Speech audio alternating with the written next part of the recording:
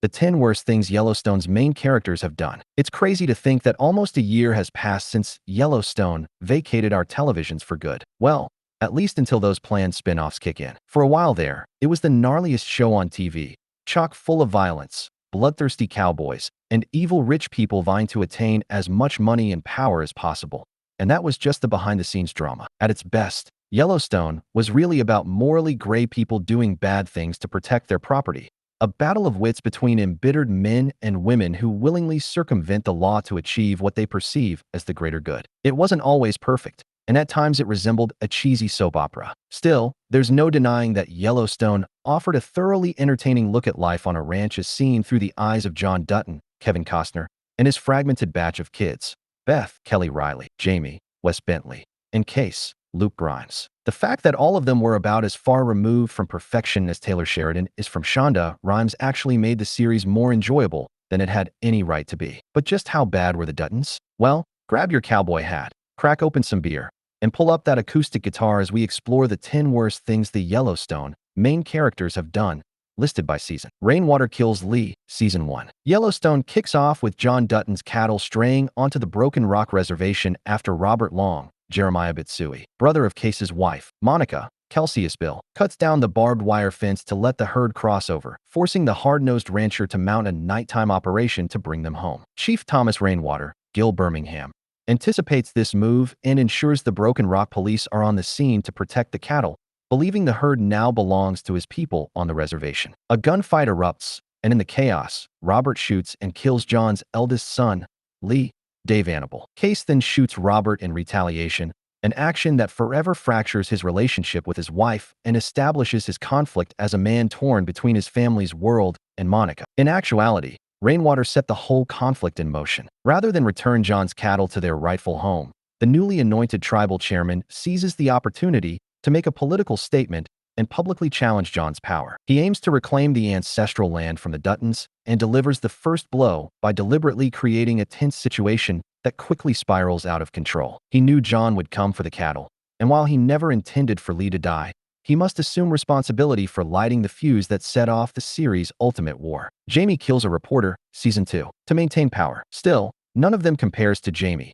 John's cowardly middle child, and easily the most despicable character on the show. Early on, he's little more than an annoying, albeit professional weasel. However, in Season 2, Episode 6, Blood the Boy, he crosses the threshold into downright villainy and murders a reporter named Saren Gwynn, Michaela Conley. Back in Season 1, the young woman planned to do an expose on the Duttons, focusing on the family's corruption, land grabs, and shady politics. Jamie, craving recognition in the political sphere and bitter toward his father, shares some dark secrets about his family. Later, in Season 2, Sarah arrives to verify the information he gave her.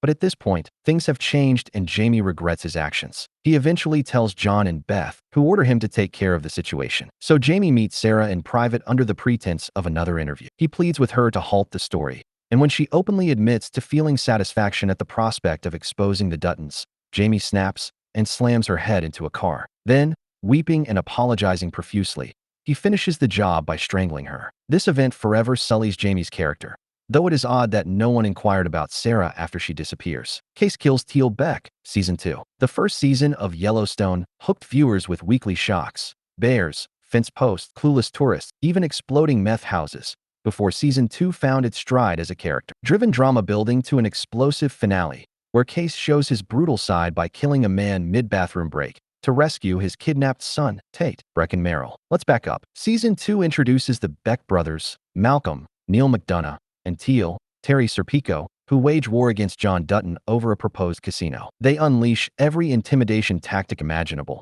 but John merely shrugs off their threats. When the Becks realize they can't break him, they escalate by kidnapping Kayce's son Tate. Big mistake. Kayce storms into Teal's home with a gun in hand and finds him sitting on the toilet. Without hesitation, he shoots Teal twice in the stomach and demands to know Tate's location. After another shot to the leg, Teal finally caves, giving up the boy's whereabouts. He pleads for mercy, begging not to die on the toilet, but Kayce ignores him and delivers the fatal shot, fulfilling a grim promise he made to Monica. Once again, Yellowstone makes it clear that the Duttons operate outside the law and are never above delivering cold, calculated violence when it suits their cause. Honestly, revisiting this moment gets us pumped for Kayce's spin-off series. Bunkhouse Gang hangs Wade Morrow, Season 3. Who doesn't love the Bunkhouse Gang? This rowdy crew lives on the Yellowstone Ranch, handling the day-to-day work that keeps the Dutton empire afloat. They break horses, feed livestock, wrangle cattle, mend fences, fix equipment, and, on occasion, commit grisly acts of murder. Yes, you read that right. Like enforcers in a twisted cowboy mob, Lloyd, Forey J. Smith, Colby, Denham Richards, Ryan, Ian Bowen, Walker, Ryan Bingham, Teeter, Jennifer Landon, and the rest of the bunkhouse crew take part in shocking violence, all in the name of loyalty to the Duttons. We love them, sure, but even this motley bunch sometimes goes way too far. Take Season 3's finale, for example. The gang ambushes Wade Morrow, Boots Sutherland, a branded former Yellowstone hand who betrayed John and set up his own rival ranch. After teaming up with Rourke Morris, Josh Holloway, to go after the Duttons, Wade finally pushed things too far. John ordered Rip, Cole Hauser, and the Bunkhouse Boys to end it, and they did, in brutal fashion. Not only do they hang Wade from a tree, but they also carve the Yellowstone brand off his chest as a violent testament to their code of loyalty. Then, as if nothing happened, they return to work. Either they're completely numb to murder, or they actually enjoy it. Either way, it's proof of the darker truth lurking beneath life on the ranch. Even the most easygoing cowboy isn't adverse to dark deeds. Jamie sterilizes Beth, Season 3. By now, most fans know about Jamie and Beth's complicated relationship. Yellowstone spent 3 seasons slowly peeling back the layers of their animosity until finally revealing the origin of their deep rift. As a teenager, Beth became pregnant with Rip's child. Terrified of how her father would react, particularly toward Rip, she turned to Jamie for help. Jamie, still young himself, took his sister to an abortion clinic on the Broken Rock Reservation where he thought no one would recognize them. What he didn't tell Beth was that the clinic required sterilization in exchange for the procedure. Jamie signed the paperwork without her knowledge, and the operation left Beth unable to have children. Years later, Beth discovers the truth and directs all her fury at Jamie. She sees his decision not as a mistake made under pressure, but as a lifelong betrayal, one he has never properly apologized for.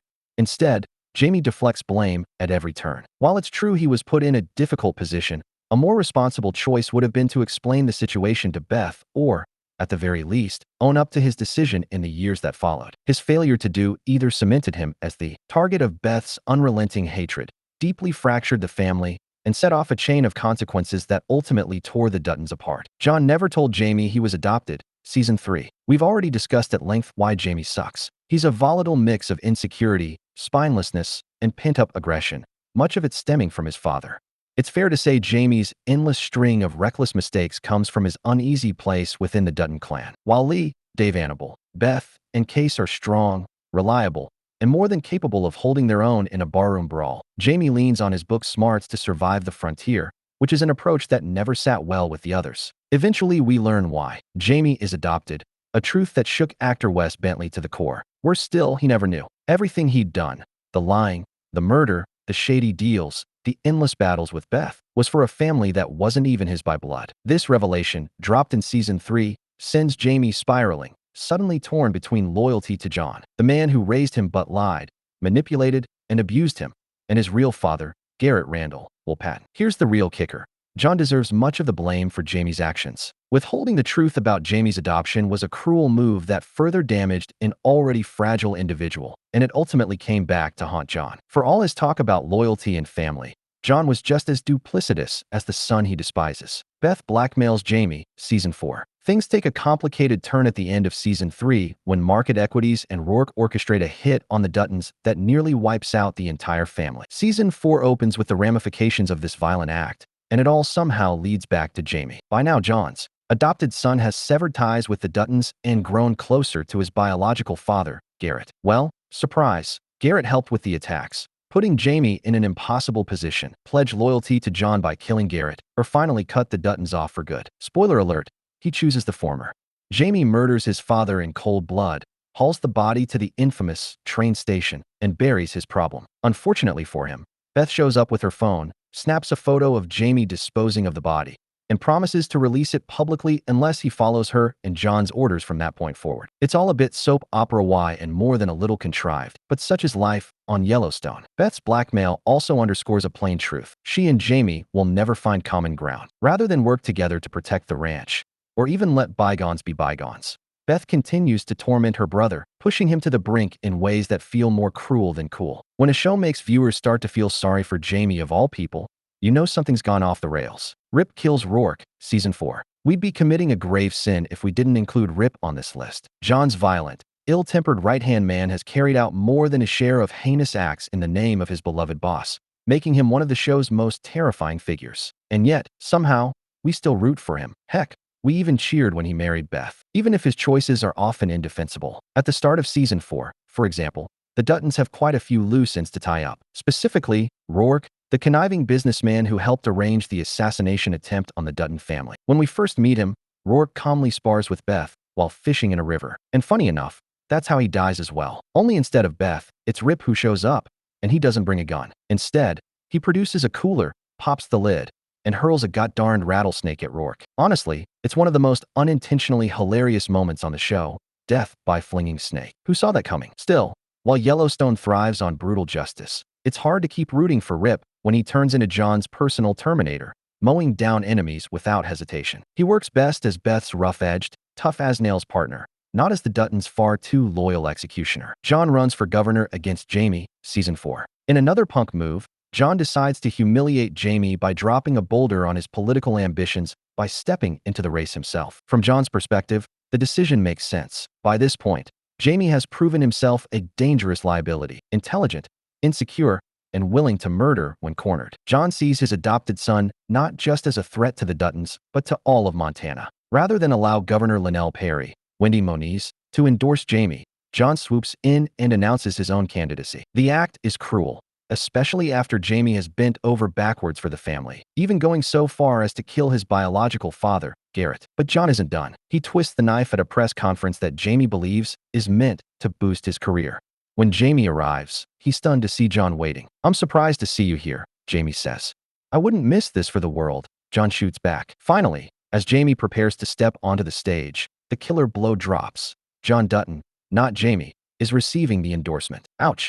With betrayals like this, it's little wonder Jamie eventually plots against his father. John pushed his son to the edge of madness. Beth kills Jamie, Season 5. Finally, as you can probably guess, a great deal of Yellowstone revolves around the treatment of Jamie. Early on, we wanted the little sap to die, but as the series wore on, our feelings shifted from anger to sympathy. The Duttons used and abused him, then tossed him aside whenever he outlived his usefulness. Like a lost puppy, Jamie would always return to the fold, swear or reswear his allegiance, only to get shoved back into the mud. The show takes his mistreatment into overdrive following John's shocking murder in the final season. Here, an enraged Beth storms into Jamie's home, and the siblings engage in a brutal, bloody brawl. Jamie gains the upper hand, but just as he's about to finish it, Rip arrives, restrains him, and Beth plunges a knife into her brother's chest. On paper, this should have been one of the show's most powerful moments. Instead, we felt more pity for Jamie than elation for Beth. After 5 seasons of flirting with morality,